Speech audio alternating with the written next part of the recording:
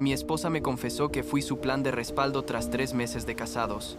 Ella me abandonó por su ex, pero cuando él la traicionó, volvió rogando, y mi respuesta los dejó a todos sin palabras. Tengo 26 años, trabajo en marketing digital, y hace como 6 meses que mi matrimonio de 3 meses explotó de la manera más brutal que te puedas imaginar. Tipo, la clase de cosa que ves en películas y piensas, nah, eso no pasa en la vida real, pero te juro que sí pasa. La cosa es que necesito contar esta historia, porque todavía hay días en los que me despierto, y no puedo creer que todo eso realmente sucedió. ¿Me explico? Como que mi cerebro sigue procesándolo. Supongo que debería empezar por el principio. Cuando conocí a Isabella hace como 3 años en una conferencia de trabajo, de esas súper aburridas donde todos están tratando de networking y fingiendo que les importa la presentación de PowerPoint número 500 del día. Isabella tenía 21 años en ese momento, yo 23, y la verdad es que hubo química instantánea, ya sabes, de esas conexiones que se sienten naturales y fáciles desde el primer segundo. Empezamos a salir tipo 2 semanas después de conocernos, y todo fue bastante normal al principio. Nada de banderas rojas obvias ni nada por el estilo. Ella trabajaba en recursos humanos para una empresa mediana. Vivía sola en un departamento pequeño pero bonito. Tenía sus amigas, su vida armada básicamente. Yo estaba en un buen momento también. Había conseguido un ascenso en mi trabajo. Tenía mi propio lugar. O sea, ambos éramos adultos funcionales con vidas estables, digamos. La relación fue progresando de forma bastante tradicional, supongo. Salimos durante como 1 año y medio antes de mudarnos juntos, y luego vivimos juntos otros 6 meses antes de que yo propusiera matrimonio. Mirando hacia atrás, debí haberme dado cuenta de que ella nunca fue la que empujaba la relación hacia adelante. Siempre era yo el que sugería dar el siguiente paso, pero en ese momento lo interpretaba como que ella era más relajada o menos ansiosa que yo, no como una señal de que tal vez no estaba tan comprometida como yo pensaba, cuando le propuse matrimonio en un restaurante nice, nada súper elaborado, pero tampoco fue tipo en el McDonald's. Ella dijo que sí casi inmediatamente. Lloró un poco, toda la cosa romántica que uno espera. Entonces, ¿cómo iba a sospechar algo? Nos casamos 3 meses después de compromiso. Fue una boda pequeña porque ninguno de los dos quería algo gigante y ostentoso.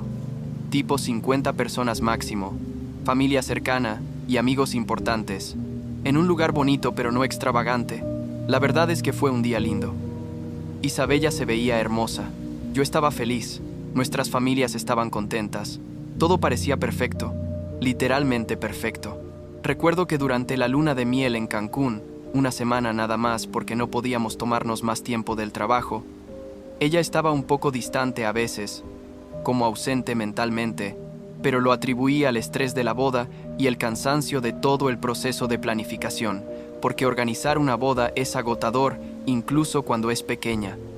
Los primeros 2 meses de matrimonio fueron relativamente normales. Trabajábamos, llegábamos a casa, cocinábamos juntos o pedíamos comida, veíamos series, básicamente la vida de pareja casada promedio.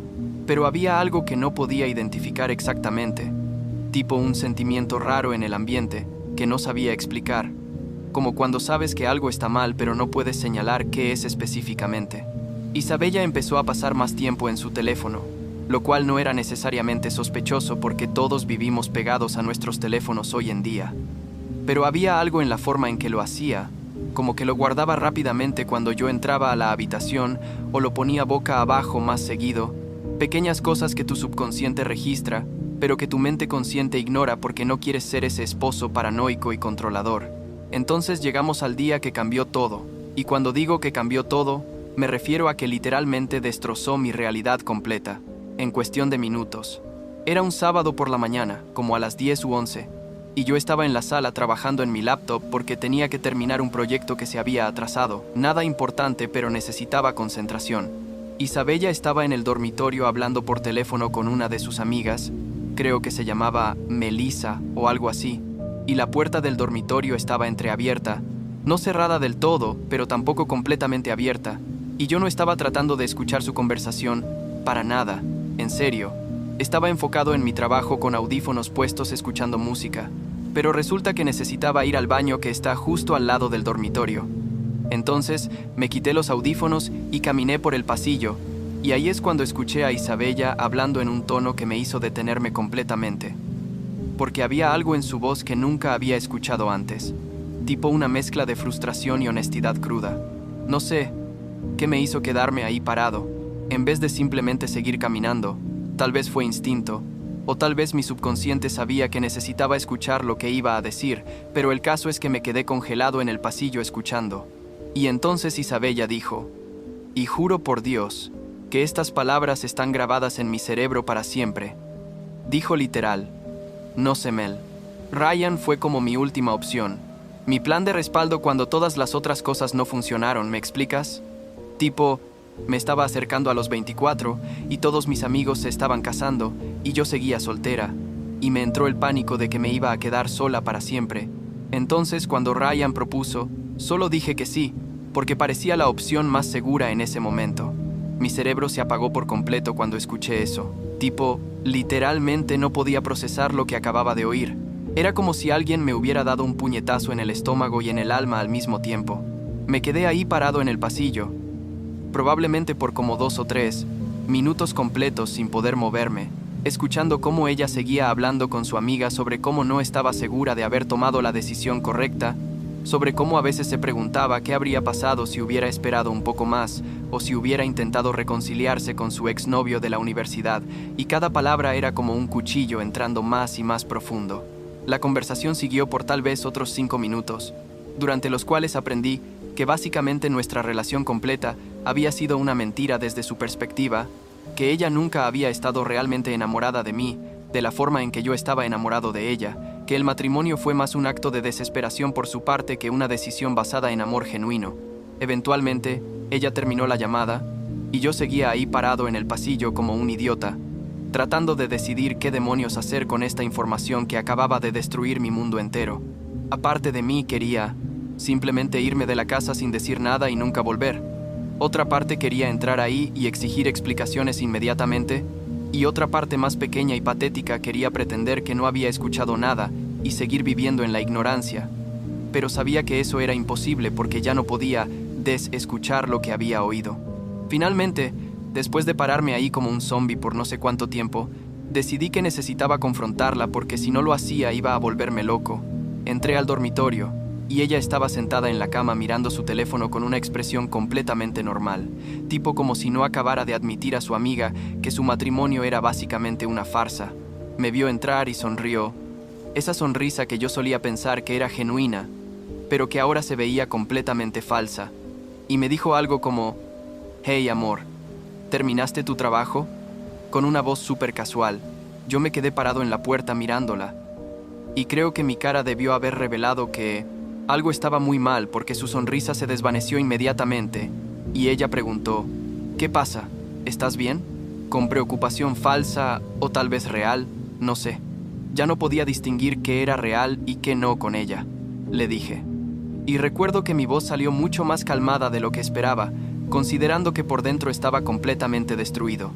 Le dije, «Escuché tu conversación con Melissa, escuché todo lo que dijiste sobre mí, sobre nosotros, sobre por qué te casaste conmigo». El color se fue completamente de su cara, tipo, literalmente se puso pálida en 2 segundos, y por un momento pensé que iba a desmayarse o algo así. Ella empezó a tartamudear tratando de encontrar palabras, diciendo cosas como, «No, espera, Ryan, no es lo que piensas, déjame explicar». Pero yo la interrumpí porque honestamente no quería escuchar excusas en ese momento. Le pregunté directamente, «¿Es verdad lo que le dijiste a tu amiga? ¿Soy tu última opción? ¿Te casaste conmigo porque tenías miedo de quedarte sola?» Y ella se quedó callada por un momento súper largo y súper incómodo, y yo podía ver en sus ojos que estaba tratando de decidir si mentir o decir la verdad, y finalmente, después de lo que se sintió como una eternidad, ella solo dijo, «No lo sé», con una voz apenas audible, «No lo sé». Esas fueron sus palabras. Ni siquiera tuvo el coraje de negarlo completamente o de admitirlo completamente. Solo, «No lo sé». Y honestamente, eso fue peor que si hubiera dicho que sí directamente. Entonces empezó a llorar y a tratar de explicar que había estado confundida, que el estrés de acercarse a cierta edad había hecho que tomara decisiones apresuradas, que yo era un buen hombre, y ella realmente quería que funcionara, pero que a veces tenía dudas. Y todo lo que decía solo empeoraba las cosas porque básicamente estaba confirmando que todo lo que había escuchado era verdad. Le pregunté sobre su ex, el tipo de la universidad que había mencionado en la llamada, y ella admitió que habían estado en contacto ocasionalmente a lo largo de los años, que él había intentado reconectar con ella justo antes de que nos comprometiéramos. Pero ella había rechazado porque ya estaba muy avanzada en nuestra relación, lo cual fue otra puñalada porque básicamente admitía que se había quedado conmigo por conveniencia y timing en vez de por amor. La conversación se extendió por horas, tipo literalmente desde las 11 de la mañana hasta las 6 de la tarde. Fue agotador emocional y mentalmente. Hubo muchas lágrimas de su parte, mucha rabia de mi parte, muchas palabras dichas que no se pueden retractar. Ella intentó en varios momentos convencerme de que podíamos superarlo, que podía aprender a amarme de verdad si le daba tiempo. Pero ¿cómo demonios superas algo así? ¿Cómo construyes una vida con alguien que básicamente te ve como su premio de consolación? Al final de esa conversación maratónica, le dije que necesitaba espacio para pensar, empaqué una maleta con ropa para varios días y me fui a quedar con mi hermano mayor que vive como a media hora de distancia. Mi hermano, que tiene 30 años y está casado hace 5, se quedó absolutamente choqueado cuando le conté todo. Tipo, no podía creer lo que estaba escuchando, y su esposa estaba igual de incrédula. Me dejaron quedarme en su cuarto de huéspedes sin hacer preguntas, aunque obviamente querían saber todos los detalles eventualmente, y pasé como 3 días básicamente en estado zombie, sin saber qué hacer con mi vida. Isabella me llamaba y mandaba mensajes constantemente, diciendo que lo sentía, que quería hablar, que podíamos ir a terapia de pareja, pero yo no estaba listo para escuchar nada de eso todavía, porque seguía procesando el hecho de que mi matrimonio de 3 meses había sido una mentira desde el principio. Después de esos 3 días, finalmente acepté reunirme con ella en un café neutral para hablar de qué íbamos a hacer. Ella llegó con los ojos rojos e hinchados de llorar. Probablemente no había dormido bien, y parte de mí sintió lástima por ella, pero la mayor parte de mí seguía demasiado herida como para importarme. Le dije que no veía cómo podíamos continuar después de lo que había escuchado, que no podía estar con alguien que me veía como su plan B, y ella siguió insistiendo en que podíamos arreglarlo, que iba a esforzarse más, que realmente quería que funcionara. Pero la verdad es que ya no le creía nada de lo que decía, porque si pudo mentir sobre algo tan fundamental como sus sentimientos hacia mí durante todo este tiempo, ¿qué más podía estar mintiendo?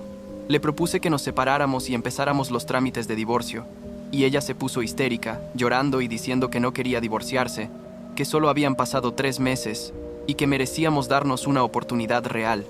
Pero yo le dije que la oportunidad real se acabó en el momento en que ella decidió casarse conmigo por las razones equivocadas. Eventualmente, después de mucha discusión y muchas lágrimas más de su parte, ella aceptó que tal vez era lo mejor, aunque creo que parte de ella todavía tenía esperanza de que yo cambiaría de opinión si le daba suficiente tiempo. Acordamos que yo recogería el resto de mis cosas del departamento cuando ella no estuviera ahí, porque ninguno de los dos quería otra confrontación emocional agotadora. Los siguientes 2 meses fueron básicamente un infierno de papeleo legal y división de propiedades. Aunque gracias a Dios no teníamos hijos ni muchas cosas compartidas porque el matrimonio había sido tan corto, entonces el proceso de divorcio fue relativamente simple en términos legales, aunque emocionalmente seguía siendo devastador. Contraté a un abogado, ella contrató al suyo, y empezamos el proceso oficial de disolver nuestro matrimonio que ni siquiera había llegado a su primer aniversario, lo cual es súper triste cuando lo piensas. Durante este tiempo, Isabella intentó contactarme varias veces, a veces suplicando otra oportunidad, otras veces enojada diciendo que yo estaba siendo dramático y que todas las parejas tienen dudas, pero yo mantuve mi distancia porque sabía que si le daba siquiera una pulgada, ella iba a intentar convencerme de retroceder. Entonces, como 1 mes y medio después de nuestra separación, estoy en el supermercado comprando cosas random un martes por la noche y veo a Isabella entrando al lugar agarrada de la mano con un tipo. Me escondí detrás de un pasillo de cereales como un idiota para observarlos sin ser visto. Y los vi riéndose y siendo súper cariñosos. Tipo, ella se veía más feliz de lo que la había visto en meses, tal vez más feliz de lo que la vi durante todo nuestro matrimonio si soy honesto. El tipo era como de nuestra edad, alto, buen aspecto, nada excepcional, pero claramente ella estaba encantada con él, y yo me quedé ahí parado sintiéndome simultáneamente traicionado y vindicado, porque esto básicamente confirmaba que ella había pasado páginas súper rápido. No dije nada en el supermercado, simplemente dejé mis cosas en el carrito y me fui porque no quería una escena pública. Pero en cuanto llegué a casa, todavía estaba quedándome con mi hermano en ese punto. Le mandé un mensaje preguntándole quién era el tipo con el que la había visto. Ella tardó como 2 horas en responder, probablemente inventando una historia o decidiendo cuánto admitir, y finalmente me escribió diciendo que era un amigo y que no era asunto mío con quien pasaba tiempo ahora que estábamos separados. Yo le respondí que técnicamente todavía estábamos casados hasta que el divorcio se finalizara y que me parecía irrespetuoso que estuviera saliendo con alguien tan rápido, pero ella solo me dijo que yo había sido el que quería el divorcio. Entonces no tenía derecho a quejarme de lo que ella hacía con su vida. Pasaron como 2 semanas más, y mi curiosidad y mi masoquismo me llevaron a hacer algo que sé que no debería haber hecho, pero lo hice de todas formas, que fue preguntarle directamente si el tipo con el que la vi era su ex de la universidad. Hubo un silencio largo antes de que ella admitiera que sí, que habían reconectado después de nuestra separación y que estaban viendo qué pasaba, y hermano, eso dolió más de lo que esperaba, incluso después de todo lo que ya había pasado. Le dije que era increíble lo rápido que había vuelto corriendo a él, lo cual probaba que yo realmente nunca había sido más que un placeholder para ella, y ella se enojó y me dijo que yo era el que había abandonado el matrimonio y que ella tenía derecho a buscar su felicidad donde pudiera encontrarla. Lo que me destrozó más fue enterarme, a través de un amigo mutuo que no sabía que no debería haberme dicho nada, que Isabella había estado en contacto con su ex durante todo el tiempo que estuvimos teniendo problemas. Desde antes de que yo escuchara esa conversación telefónica, ella ya estaba hablando con él y probablemente preparando su plan de salida. Entonces, todo empezó a tener sentido. Su distancia emocional, su falta de esfuerzo real por salvar el matrimonio, todo era porque ya tenía a alguien más esperando en las salas, y yo había sido literalmente solo un paréntesis incómodo entre ella y el tipo que realmente quería. El divorcio se finalizó como 3 meses después de que nos separamos. Fue rápido porque ninguno de los dos peleó por nada realmente. Básicamente dividimos todo 50-50 y seguimos con nuestras vidas. Bueno, ella siguió con su vida porque aparentemente ya tenía una completamente armada con su ex, mientras que yo seguía reconstruyendo la mía desde cero. Honestamente pensé que eso sería el final de todo, que ella estaría feliz con su ex. Yo eventualmente superaría esto y encontraría a alguien que realmente me viera como primera opción y nunca tendríamos que interactuar de nuevo porque no teníamos hijos ni razones para mantenernos en contacto. Pero entonces, como 2 meses después de que el divorcio se finalizó oficialmente, recibo un mensaje de Isabella a las 11 de la noche un viernes, y cuando vi su nombre en mi teléfono, mi primer instinto fue ignorarlo. Pero mi curiosidad, otra vez, siempre mi maldita curiosidad, ganó y lo abrí. El mensaje era largo, tipo párrafos y párrafos de texto, empezando con: sé que probablemente no quieras escuchar de mí, pero necesito hablar contigo, y continuando con una historia sobre cómo las cosas con su ex no habían salido como ella esperaba y que había cometido un error terrible, y que finalmente se daba cuenta de que yo había sido la mejor cosa en su vida y que si pudiera retroceder el tiempo haría todo diferente. Aparentemente. Y esto fue lo que me hizo casi reírme de lo absurdamente predecible que era. Su ex la había engañado con otra chica después de solo como 1.5 meses de estar juntos oficialmente. El mismo tipo por el que ella había tirado nuestro matrimonio a la basura había resultado ser un completo idiota que no la valoraba, y ahora ella estaba sola y arrepentida y queriendo volver. El mensaje seguía diciendo que ella había estado pensando mucho sobre todo, que se había dado cuenta de que había confundido estabilidad con falta de pasión, que yo era exactamente el tipo de hombre con el que debería querer estar, y que si yo podía encontrar en mi corazón la capacidad de perdonarla, ella pasaría el resto de su vida probando que podía ser la esposa que yo merecía. No respondí esa noche porque necesitaba pensar, aunque honestamente no sé qué había que pensar. La respuesta debería haber sido obvia, pero supongo que parte de mí, esa parte patética que todavía recordaba los buenos momentos que habíamos tenido, quería creer que tal vez las personas pueden cambiar y que tal vez ella realmente había aprendido algo de toda esta experiencia. Hablé con mi hermano sobre el mensaje y él me dijo, sin dudarlo ni un segundo, que sería el mayor idiota del mundo si consideraba siquiera volver con ella, y su esposa estuvo completamente de acuerdo, tipo ambos. Me miraron como si hubiera perdido la cabeza solo por pensarlo. Después de como 2 días de deliberación innecesaria, le respondí diciéndole que necesitábamos hablar en persona si íbamos a tener esta conversación, no porque tuviera intenciones de volver con ella, pero porque sentía que después de todo lo que habíamos pasado, merecía tener una conversación final cara a cara, donde pudiera decir todo lo que necesitaba decir. Acordamos reunirnos en un parque cerca de donde ella vivía, ya no en nuestro antiguo departamento, se había mudado después del divorcio, un domingo por la tarde cuando sabía que estaría relativamente vacío y no tendríamos audiencia para lo que fuera que iba a pasar.